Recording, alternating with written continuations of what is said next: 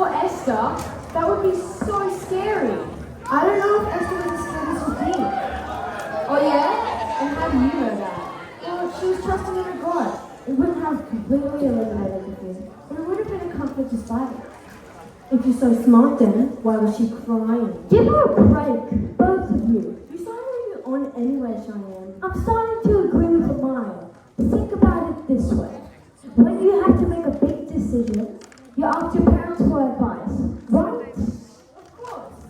And if you can't ask your parents, You ask your family member. exactly. Esther's parents were gone. The only family she had now was Mordecai. And since she was queen, she had to hide the most important part of her life. Early the next morning, Why would she risk her life like that? No one loves something smaller than sacrifice their life for it. Don't get it. Xerxes had been having trouble sleeping, so he asked one of his servants to bring in some Persian history. And as he read the history, there was the story of how Mordecai saved the king's life from two guards who were trying to kill him. I am in debt to this man. Were there any reward given to him? None?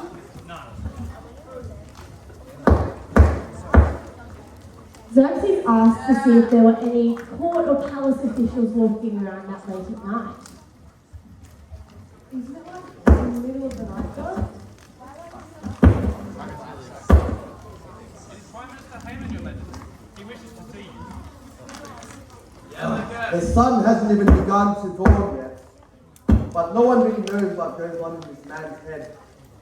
Oh well, that's him in.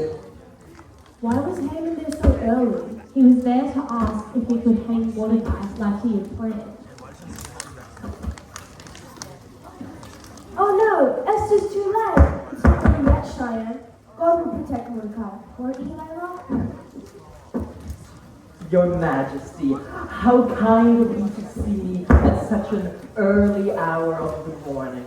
I do have an ever so desperate favor to ask of you. Interesting. I was under the impression that you were here to help me with something. I also have an ever so desperate favor from you. Oh, but I... You hesitate. Is something wrong? Are my favors not worth your attention? Forgive me, Your Majesty. Of course. What can your most humble, obedient servant do for his wonderful king? I have a man who I want to honor. He saved my life, and I want to reward him for it. Well, if the king wishes to honor someone, he should bring out one of the king's own royal robes. Oh, and a horse that the king himself has ridden on. One with the royal emblem on its head. Have the robes and the horse be handed over to one of the king's noble officials. And have that man see to it that the man who the king wishes to honor is dressed in the royal robes and put upon the royal horse and led through the city square. Oh, and have that noble official shout as they go, "This is what the king does to the man he delights to honor." Extravagant. Somewhat strange. Oh well, it doesn't matter. What is it, Your Majesty? Go and do everything he just said. Yes, of course. To Mordecai the Jew, who sits by the gates as a scribe. He saved my life, and I would like to return the favor. Mordecai, Your Majesty? Yes, Haman, that's what I said. And do it this morning too. I need to be ready for the banquet this evening. Yes, Your Majesty. Thank you, Haman. I know you are the best for the job because it was your idea. Now then, what was the favor you had for me? Nothing. What a weird life. Dang! That's Carlo if I've ever seen it. Come on. He had to have known that was coming, though. Yeah, Layla, don't stop there. Keep telling the story. But it wasn't karma or payback or any kind of fate or anything. Then what was it, Amaya? I think it was God. Maya, why do you always have to ruin everything by making it so serious? She has a point though. Oh, you on her side?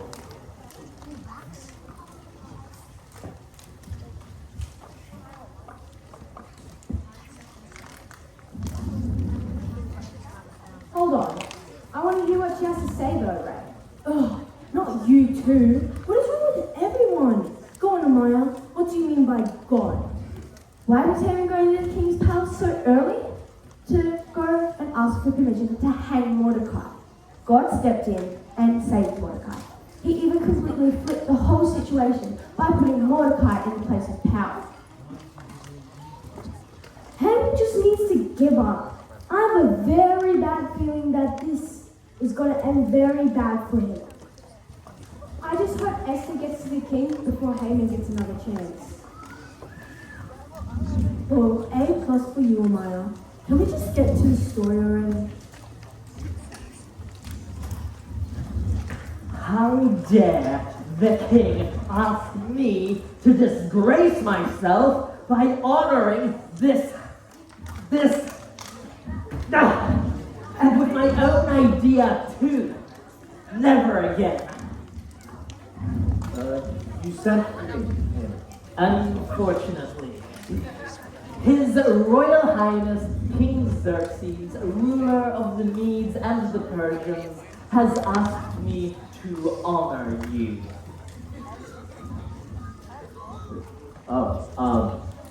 What was this for again?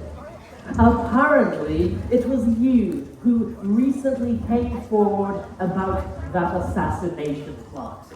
He has asked me to put on you this royal robe and to have you put upon one of his finest horses, adorned in full parade uniform, and to have you led through the city, and with me announcing your presence as, "This is what the king does for the man he delights to honor, all for one as pitiful as you." Well, it is quite an honor. Perhaps you could send my gratitude to the king. Do you really think that your God will save you and your people from my hand? Think again. And hurry up. I want this humiliation to be over with. You know, my God will save me if it's his will. But even if he doesn't and I die by your sword, one thing I know is that you will always receive the glory, much more than you ever will. You are infuriating, Jew. Big red, my dear, my color. Do I look dashing? Hideous. You know, in the ancient Hebrew, the word hideous used to mean king-like. So, now, which horse am I riding? Oh, trust me, it's the ugliest one. Oh, I'm sure it's beautiful in God's eyes. Did anyone else know what Haman was planning to do to Mordecai? Only his very close friends and family. Layla, you said that Esther used to tell you stories of her people. When did you find out she was Jewish?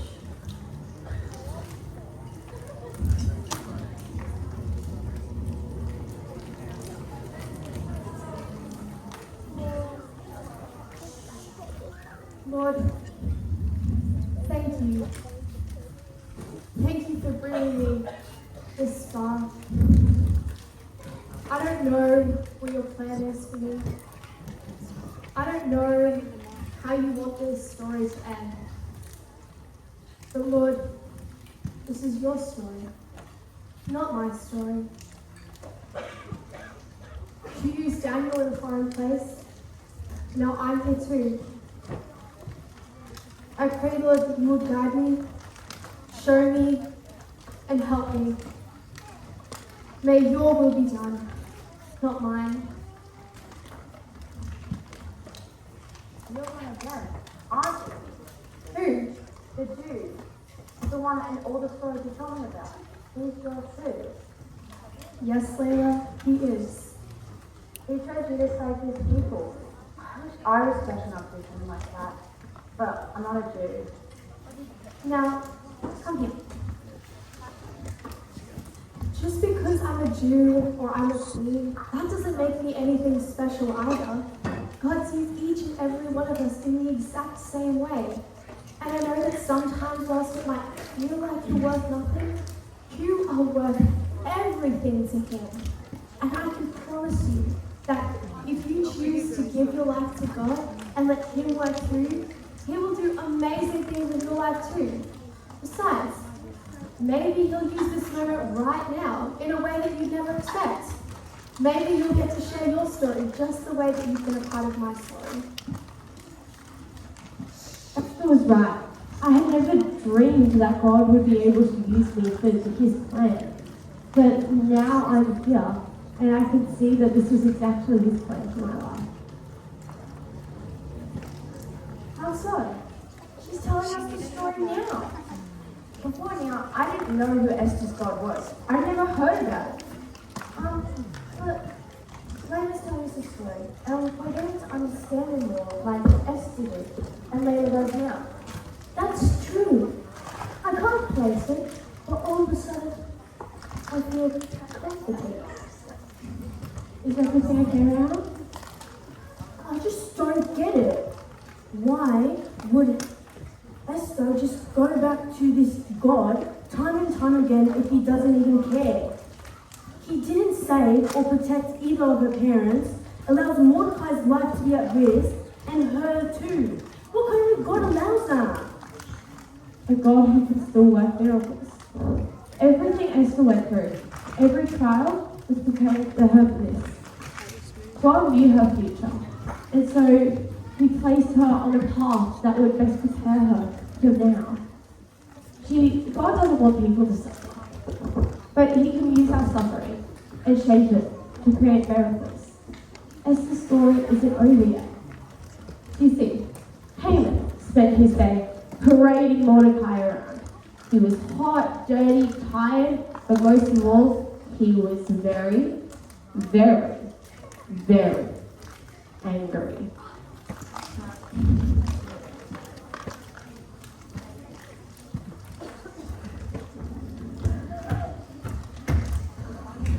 Zeresh!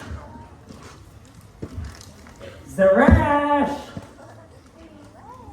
Where is that woman? Zeresh, have the servants fix me a bath right now. And why should I do that? Because I told you to. Seems like a good reason not to. Look, woman, I've had a horrible day. I did not get permission to hang that Jew Mordecai.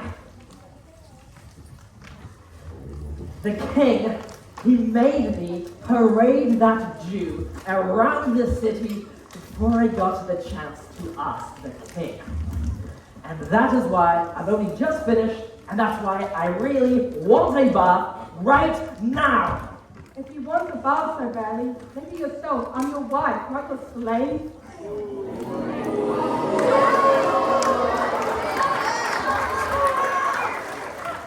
Well, who was the idiot who got that one confused? You. Look, woman, I won't have you ruin my day too. I will ask the king tonight if I have to. I don't want that pesky, Jewish dirtbag of a man alive another minute. And if you keep it up, I'll have you hanged after him. Don't you see, Haman? How many times he tried to destroy this man and you lost. That is the most foolish thing I've heard. I know, you're the fool. His God is with him, and you cannot defeat him. Saul may have defeated Agag, but only because Israelites versus Agag. You won't win, Haman. You can't win. Stop your whining. You know nothing. I will destroy the Israelites once and for all.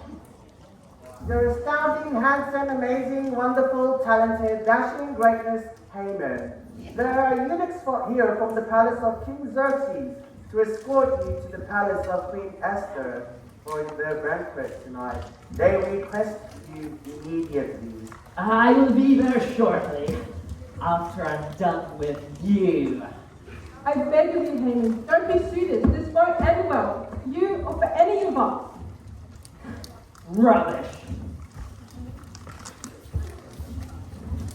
Still filthy from his morning, parading around Mordecai, Haman went to the palace with arrogant rage. And yet, palace, there was this sense of peace. So Esther knelt to pray, not as Queen Esther, but as Hadassah, a young woman who was fearless in her faith. Lord, this is it. I can't help but still be afraid that after all this you might choose to not rescue us.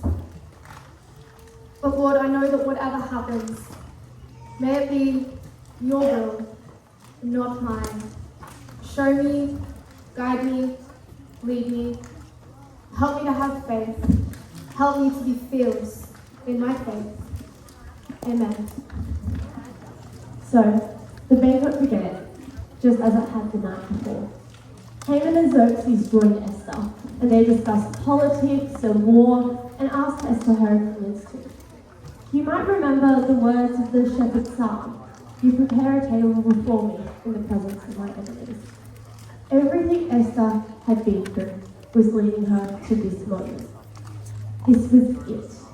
This was her moment to save her people. Towards the end of the banquet, Xerxes asked her the question once again. Esther, what is your request?